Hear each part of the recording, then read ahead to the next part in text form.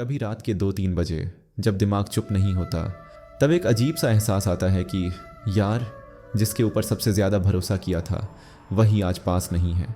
कभी ऐसा हुआ है, आपने किसी को दिल से पकड़ा और वक्त आने पर वही हाथ छुड़ा कर चला गया, और फिर दिमाग पूछता है, मैं इतना भी बुरा इंसान हूँ क्या? मैंने ऐसा क्या किया कि लोग टिके ही नहीं? कई लोग ये सवाल चुपचाप खुद से पूछते रहते हैं, और सच बताऊँ, ये सवाल सिर्फ आपके नहीं हैं, हम सब के हैं। दिक्कत कहाँ है और ये होता क्यों है?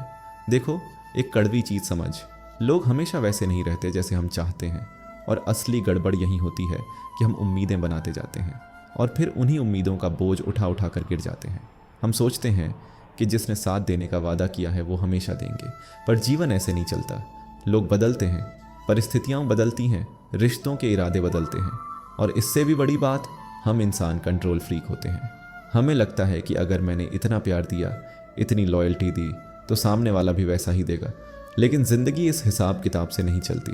कभी कभी आपको चोट इसलिए नहीं लगती कि लोग चले गए, चोट इसलिए लगती है क्योंकि आप मान कर बैठे थे कि वो कभी नहीं जाएंगे। थोड़ा रुको, सोचो, ये सच है ना?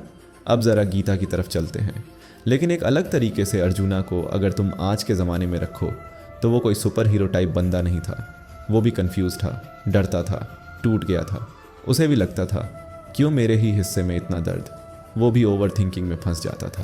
तभी कृष्ण ने वो फेमस लाइन कही जो हम सब ने सुनी है पर समझी नहीं, कर्मण्येवाधिकारस्ते मा फलेषु कदाचन। मतलब, तेरा हक सिर्फ अपने कर्म पर है, फल पर नहीं। अब इसको प्रैक्टिकल भाषा में समझो। कृष्ण ये नहीं कह रहे कि जो करना है कर और भाग जा।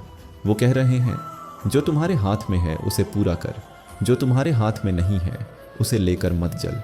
और एक और बात कृष्ण ने बड़ी खामोशी से कही थी, अशाश्वतम इदम सर्वम। ये संसार अस्थाई है, सब बदलने वाला है, जिसमें रिश्ते भी आते हैं, समर्थन भी आता है, लोग भी आते हैं और चले भी जाते हैं। तो इसका आज की लाइफ में मतलब क्या है? आज आपका एग्ज़ाम फेल हुआ, लोग हंसे, या किसी रिश्ते में आपने पूरी जान लगा दी और सामने वाला गायब हो गया। इन सब जगह एक कॉमन लूप है, हम आउटकम पकड़े बैठे रहते हैं। रिजल्ट हमारा भगवान बन जाता है, और जब वो रिजल्ट टूट जाता है हम भी टूट जाते हैं। उदाहरण के लिए, आपने इंटरव्यू में अच्छा बोला, पूरी मेहनत लगा दी, फिर भी रिजेक्ट हो गए। अब अगर आप घंटों बैठकर सोचते रहे, क्यों रिजेक्ट किया, मेरी गलती थी, क्या मैं बुरा हूँ, तो आप उसी जगह फंस जाओगे जहाँ से दर्द शुरू हुआ था। कृष्ण कहते क्या हैं, तू अपना कर्म कर सिंसेरिटी के साथ, बाकी छोड़ दे। बाकी तेरे बस में है ही नहीं। और ये सिर्फ रिलेशनशिप या एग्ज़ाम पर नहीं लागू होता, पैसे पर भी, करियर पर भी, लोगों के व्यवहार पर भी। कई बार लोग इसलिए साथ छोड़ते हैं क्योंकि उनकी प्राथमिकताएं बदल जाती हैं। कई बार इसलिए क्योंकि उनका काम पूरा हो गया। कई बार इसलिए क्योंकि वो उतने इमोशनली मैच्योर नहीं हैं कि टिक सकें। पर जो भी कारण हो, उनका जाना आपके वैल्यू का सर्टिफिकेट नहीं है।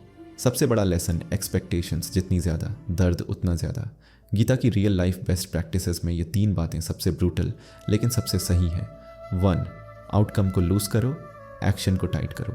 2, जो बदला नहीं जा सकता उससे लड़ना बंद करो। 3, लोगों को पकड़ना छोड़ो, खुद को पकड़ो। सीधी सच्ची बात, जब आप एक्शन पर फोकस करते हो और एक्सपेक्टेशन छोड़ देते हो तो अंदर एक अजीब सी हल्कापन आता है, जैसे दिमाग कह रहा हो, चल, जो होगा देखा जाएगा।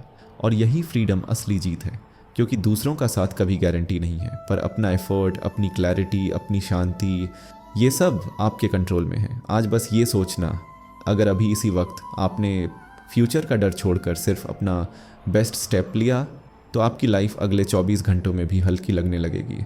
दिल से एक आखिरी बात, अगर ये बातें थोड़ी भी अंदर चुभीं या सुकून दिया तो समझ लो ये मेरी आवाज़ नहीं थी। ये वही शांत रिमाइंडर है जो कृष्ण अंदर से देते हैं कि डर मत, छोड़ना सीख और चल आगे। बस इतना ही। जय श्री कृष्ण।